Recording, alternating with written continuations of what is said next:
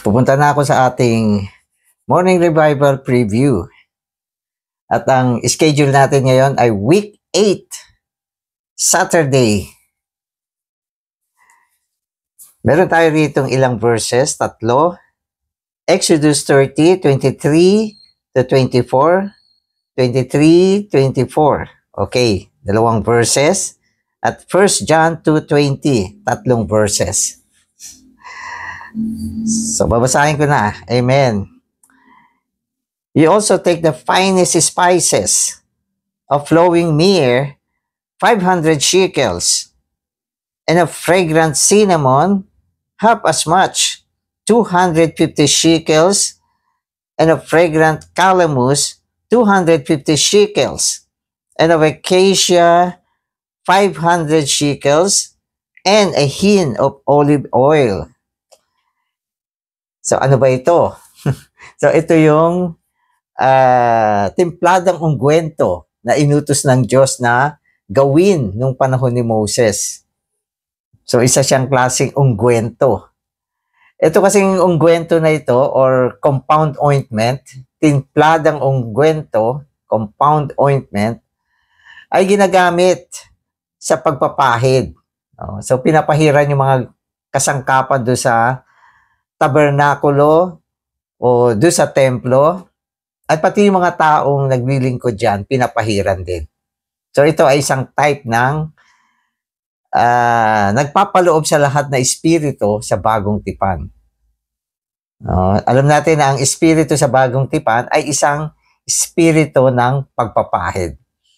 Kaya bago dumating ang espiritu, binigay muna sa atin yung type sa Old Testament para mas maintindihan natin ito. Sa John 2:20, and you have an anointing from the Holy One, and all of you know. Ito, New Testament na ito. Sinasabi sa atin, merong pagpapahid mula sa banal na isa. So, ang ibig sabihin ito ay galing sa Diyos. Babasahin ko na yung ating message. If we do not know the Spirit thoroughly, we cannot have a proper, normal Christian life. The normal Christian life depends upon our knowing and experiencing the Spirit. So, ganyan kahalaga yung Espiritu. Kasi itong panahon ng bagong tipan ay panahon ng Espiritu. Kaya sinasabi sa atin, dapat kilala mo ang Espiritu. Dapat maranasan mo siya. Kilala mo siya at dapat maranasan mo siya.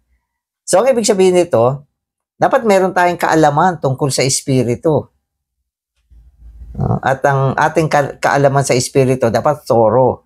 Ano siya? Yung ganap na alam mo. Hindi lang yung basta-basta. Malalim ang pagkakilala mo at makilala mo siya ayon sa sinasabi ng kasulatan. A further aspect of the Spirit in the New Testament is the compound anointing spirit typified by the compound ointment in Exodus 30, 22 to 30. Oil is purely one element. Okay. But an ointment is a compound. Today in the New Testament, the Spirit is the compounded spirit to be the anointing ointment.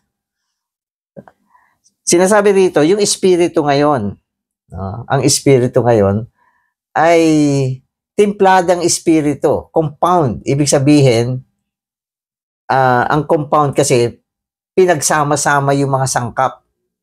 Ibig sabihin may mga sangkap na pinaghalo-halo. So yun yung sinasabi rito. Na ang Espiritu ngayon ay compounded spirit. Upang siya ay maging banal na ungkwento, banal na templadang ungkwento. So, yan yung sinasabi sa atin. Ibig sabihin, ang Espiritu ngayon ay maraming ingredients. So, kailangan makilala natin yung Espiritu sa ganyang pananaw. Nang sa ganon, mas mayaman ang karanasan natin sa Espiritu. Amen. In order to experience Christ's death in Romans 6, we must enter into the experience of the Spirit in Romans 8. We can experience Christ's death only in the Spirit. The death of Christ is in the Spirit. The reality of resurrection is the Spirit. Pinag-uusapan kasi yung kamatayan ng Panginoon ay isa sa mga sangkap na nagdadala sa atin ng pagpapala. Yung kamatayan niya, kapag ito ay na-apply sa atin, ito ay nagdadala ng pagpapala o karanasan tungkol sa kaligtasan. Pero kailangan maintindihan natin, yung kamatayan ng Panginoon, yung kamatayan niya, ay mararanasan lang natin sa Espiritu. Nasa Espiritu yung kamatayan. Hindi lang yon, pati yung kanyang pagkabuhay na muli ay nasa Espiritu. Kaya nga sinasabi natin, ang Espiritu ay Espiritu ng realidad. Nang ibig sabihin, kung wala ang Espiritu, hindi madadala sa atin ang karanasan ng kamatayan ng Panginoon. Alam mo, sa Romans 6, sabi diyan, tayo ay binautismuhan sa kamatayan ni Kristo. Sa kamatayan ni Kristo. Asan ba yung kamatayan ni Kristo? Paano ka babautismuhan diyan? Paano mai-apply sa atin yung kamatayan ni Kristo? Ano bang kailangan natin gawin para makapasok tayo diyan? Ang sagot diyan ay ang Espiritu. Ang Espiritu, ang kinapapalooban, ang nagdadala, ang lugar kung saan mararanasan mo ang kamatayan ni Kristo. Ang realidad ng kanyang kamatayan ay nasa Espiritu. Kasi ang Espiritu ay Espiritu ng realidad. Lahat ng mga bagay tungkol kay Kristo nandyan sa Espiritu. Kaya pag na-i-apply ang Espiritu, mapapasukan mo yung realidad ng kamatayan at pagkabuhay na muli ni Kristo. Kung walang Espiritu, ano lang siya, objective lang. Minsan, knowledge lang siya sa atin. So, ganun ang ibig sabihin niyan. Amen. The compound ointment spoken of in Exodus 30 is a type that reveals that the compound anointing spirit is compounded with the unique God as the base, as the divinity of Christ, typified by the one hint of olive oil. Amen. So mapapansin nyo, nung binasa natin kanina yung unang verse tungkol doon sa ungguento. Sabi nga itong ungguento ay binubuo ng 4 na espesya. May 4 na espesya siya. Babasahin ko yung mga espesya. Yung mga espesya rito ay yung myrrh, yung cinnamon, yung calamus, sorry, hindi kasama yung shekels, calamus, okay, at acacia. So, 4 yan. No? At ang base niyan ay yung olive oil. 1 hint of olive oil. So, mula doon sa langis, hinalo yung 4 na espesya at nabuo yung compound ointment. So, pamahid na siya. Tapos sinasabi sa atin, yung olive oil dito, okay, ay sinasagisag ng Diyos mismo. So, ang Diyos ang pinaka-base. No? At sa pamamagitan ng Diyos bilang base, bilang main, siya yung pinaghaluan lahat. Parang siya yung pinaka-oil. Yung oil dyan, yung 1 hint of olive oil. Sumasagisag sa Diyos yun. At pagkatapos, hinalo dyan yung mga espesya, yung mga spices na tumutukoy sa iba't ibang aspekto naman ni Kristo. So, pinaghalo-halo yan. Naging isang holy anointing oil. At sa panahon ng New Testament, yan yung all-inclusive spirit. Templadang espiritu. No, hindi lang espiritu ng Diyos, kundi naidala dyan ang mga ingredients, mga bagay na kung ano si Kristo, ano yung kanyang narating, ano yung kanyang mga proseso, yung epekto ng kanyang proseso, yung bisa ng kanyang kanyang proseso, No? Nandyan lahat yan. No? At naging mga bagay-bagay ng Espiritu. Na kung nadala yung Espiritu sa atin, yung realidad ng mga bagay na yan ay naidadala rin sa atin. No? So yun yung kailangan makita natin. The compound anointing spirit is also compounded with Christ's humanity, typified by the 4 kinds of spices. So dito sa ungguento, so nandyan yung Diyos. So nandyan yung divinity. Pero nandyan din yung humanity ng Panginoon na sinasagisag ng 4 na spices. Ang humanity kasi sinasagisag ng number 4. Ang number 4 kasi ay numero ng creature or creation. Katulad ng 4 corners of the earth. 4, creation yan. No, kaya sa Biblia, ang number 4 ay sumasagisag sa creation. Sabagat ang humanity ng Panginoon ay creation, kaya siya ay sinasagisag ng number 4. So, nandyan yung humanity niya sa ungguento na to. The Spirit is compounded with Christ's deaths and its killing effectiveness, typified by myrrh and cinnamon. So, ano pang meron dito? No? Yung kamatayan ng Panginoon at yung pumapatay na kapangyarihan, no, sa espiritu. So, iba yung kamatayan. Yung kamatayan ay isang proseso. Sorry. Yung kamatayan ay isang proseso na meron siyang nagawa, di ba? Yung redemption natin ay sa pamamagitan ng kamatayan niya. Pero may isa pang bagay, yung pumapatay na elemento sa ungguento na ito. Iba yung kamatayan, iba naman yung pumapatay. So, ibig sabihin yan, yung mga negatibong bagay sa atin, kailangan mapatay yan. Madalas sa kamatayan. Kaya meron siyang pumapatay na aspekto. Parang parang mga antibiotics, pumapatay ng mikrobyo, bacteria, germs, no? At yung mga ganyang bagay. Para siyang antibiotics. Ito. Christ's resurrection and its repelling power, typified by calamus and acacia, are also elements of the compound anointing spirit.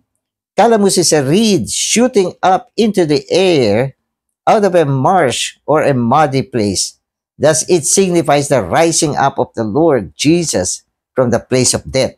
So, unang binanggit sa atin, yung calamus. Yung calamus ay para mga isang halaman siya na tambo na tumutubo sa putikan. No, yung putikan kasi sagisag yan ng ng kamatayan eh. Kaya walang diyan eh,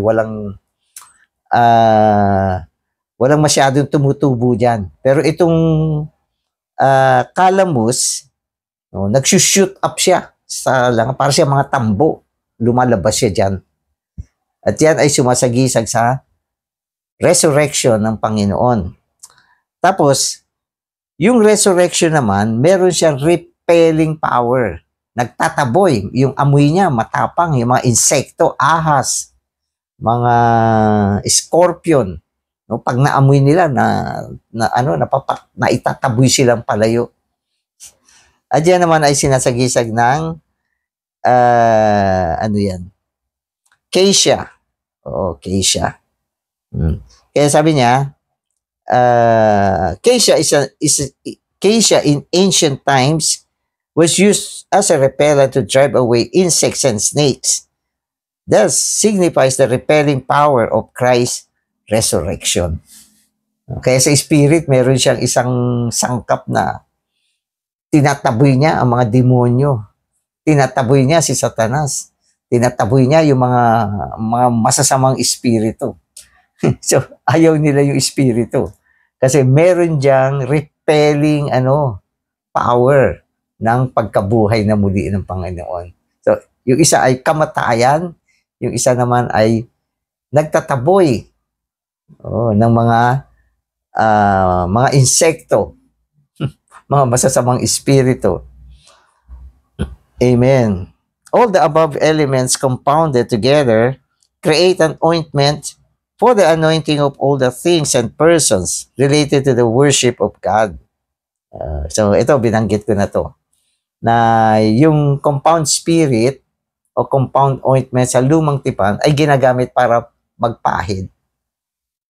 Ang ibig sabihin, yung pagpapahid dyan ay mga service, paglilingkod, paggawa, kasi involved yung mga kasangkapan, involved yung mga tao, na kailangan pahiran muna. So, ano ba ibig sabihin yan? Sa New Testament, pag wala kang espiritu na naipahid sa'yo, hindi ka karapat dapat mag-serve. Wala kang espiritu eh. Ang espiritu ay ang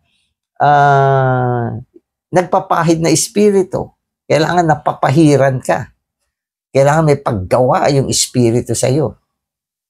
Kailangan yung mga ingredients na nasa espiritu ay maidala sa iyo.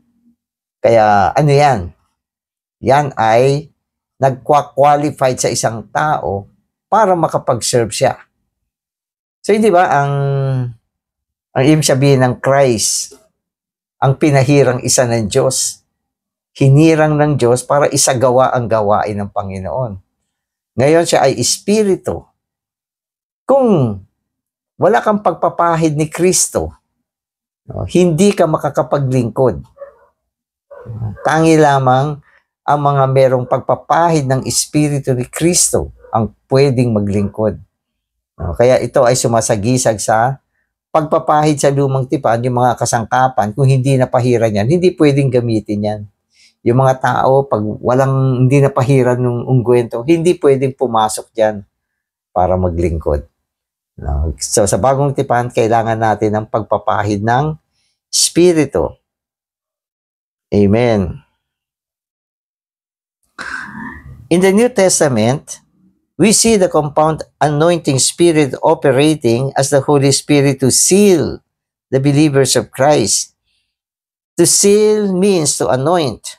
The Spirit is a living seal that saturates us with the divine element. We have to pray, Lord, don't just seal me once, but saturate me all the time. I need your sealing. I need your saturating. So yung anointing ay katulad ng sealing, katulad ng pagtitigmak, na ang mga kapatid na naglilingkod sa Panginoon dapat natigmakan ng Espiritu, na selyuhan ng Espiritu, napahira ng Espiritu. Kaya ang panalangin natin, Panginoon, pahiran mo ko. Puspusan mo ko, tigmakan mo ko ng Espiritu. Kung wala ang Espiritu, hindi ko magagawa ito. O kung wala ang Espiritu, hindi kalugod-lugod ang mga ginagawa ko. Kasi iisa lang ang anointing. Yan ay ang si Kristo mismo. Pag walang anointing na nanggaling kay Kristo, hindi ka pwede mag-serve. Amen. Amen.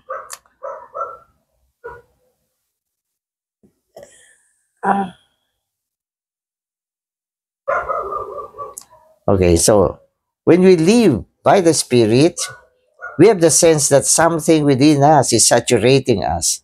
And that saturating is the continuous sealing.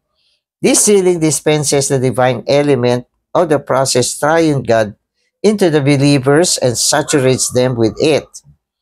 It also transforms the believers into the inheritance of God. Amen. So, yung pagpapahid ng Espiritu, kailangan meron tayong karanasan. Una, manalangin tayo, Panginoon, pahiran mo ko. At kapag tayo ay pinahiran niya, nadadama natin, nagkakaroon tayo ng isang pandama, na tayo ay nakakatanggap ng pamamahagi ng mga elemento ng Diyos, ng kung ano ang Diyos mismo. Dapat meron tayong karanasan ng pamamahagi. Kasi itong panahon na ito ay panahon ng pamamahagi. Ang Diyos ibinabahagi sa tao. kung ano siya, kung ano yung kanya narating, anong meron siya, no? At ang kanyang kasaganaan dapat madala niya tungo sa tao. At ito ay sa pamamagitan ng pagpapahid ng Espiritu. Amen. Amen. Okay, so sabi dito, the Lord Spirit is a compound title referring to the pneumatic Christ. The pneumatic Christ refers to Christ as the Spirit. Christ and the Spirit are not separately two. They are one. The Lord Spirit is the pneumatic Christ. Kaya isa sa kanyang mga titulo ay the Lord Spirit. No? At ang Lord Spirit ay ginamit siya dun sa proseso ng transformation. Hindi ba? Sabi dyan, we are being transformed, okay, by the Lord Spirit from glory to glory. Na ibig sabihin, ang pagpapahi ay ang transformation, dinadala sa atin ang Espiritu, layer after layer, parang pintura. Pinipinta sa pader, oops, hindi pa ayos, pinta uli, another layer. Oh, hindi pa masyado maganda, pinta na naman. No, layer after layer. Parang ganyan din tayo. No? Isang layer, tignan ka ng Diyos. Hindi pa mukhang Diyos. Pahiran pa. So yung pagpapahid na yan, dinadala yung mga ingredients ng Diyos at nagpuproduce siya ng image. Yung image, yun yung glory. Yung dating ng Espiritu, ang tawag doon, ay pagpapahid. Yun namang nabubuong anyo, yun naman yung glory. Kaya glory to glory, ibig sabihin layer upon layer ang pagpapahid ng Espiritu. Kaya yan yung nagbubunga ng transformation. At syempre, kung na-transform ka, may handa ka sa darating na kaharian. Sapagkat isa sa mga requirements para tayo ay makapasok sa darating na kaharian, dapat na-transform ka. Transform ka. So, iba ang transformation. Metabolic siya. Amen. The Lord Spirit, the pneumatic Christ, is for the metabolic, metabolic transformation of the believers into the Lord's image from one degree of glory to a higher degree of glory. Amen. Such transformation takes place by the renewing of the mind. Yung mind natin dapat nababago. Kasi yung mind natin ay bahagi ng ating kaluluwa. At ang transformation ay ang kaligtasan ng kaluluwa. Kung saan ang Espiritu, pinapahid niya sa kaluluwa hanggang sa maging yung kaisipan natin ay maging kaisipan ni Kristo. Kasi pag walang transformation, oo, na-save na yung Espiritu mo. Pero yung isip mo, natural. Hindi niyo ba napansin? Sasabihin mo, matagal ko na na-save. Pero bakit ganun yung kaisipan ko? Napaka-natural pa rin. Ibig sabihin, kulang ka ng transformation. Kailangan tanggapin mo ang pagpapahid ng Espiritu. Upang sa pamamagitan ng pagpapahid ng Espiritu, madala niya ang proseso ng transformation tungo sa ating kaluluwa. Ang ating kaisipan ay mapabago. Ang kabaguhan ng kaisipan ay kung saan ang Espiritu ay lumalaganap. Lumalaganap siya, na ibabahagi siya. Pero yung tamang term na ginagamit natin, anointing, na ipapahid siya. Hanggang sa magkaroon tayo ng kaisipan na hindi natural, kundi kaisipan ni Kristo. Amen. Such transformation takes place by the renewing of the mind, and this is for the growth and building up of the body of Christ. Amen. So yung transformation, nagbubunga ng paglago. Kasi ang paglago ay ang paglago ng Diyos. Nang ibig sabihin, nadadagdag yung elemento ng Diyos mismo sa atin at nagkakaroon ng paglago. At ang paglago naman ay humahantong sa pagtatayo ng katawan ni Kristo. Amen. Oh, Lord Jesus. Amen. So, salamat Panginoon. Ikaw ang Espiritu na nilalarawan ng naitimpladang ungkwento sa lumang tipan. Ngayon, ikaw ay kompletong na proseso na kung saan ang Espiritu ng Diyos na sinasagisag ng olive oil ay nasangkapan ng marami mga bagay na naisagawa mo na, tulad ng iyong kamatayan, pagkabuhay na muli, Panginoon, kung saan nandiyan ang bisa ng iyong kamatayan. Nandiyan din ang pumapatay na elemento sa mga negatibong bagay. Salamat din, Panginoon. Ikaw ay nabuhay na muli.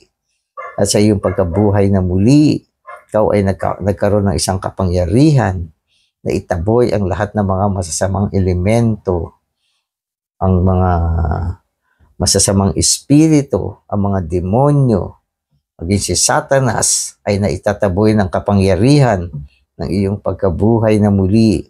Salamat sa kumpletong espiritu na natanggap din namin, na siyang nagiging karanasan namin ngayon, Panginoon. Amen. Amen.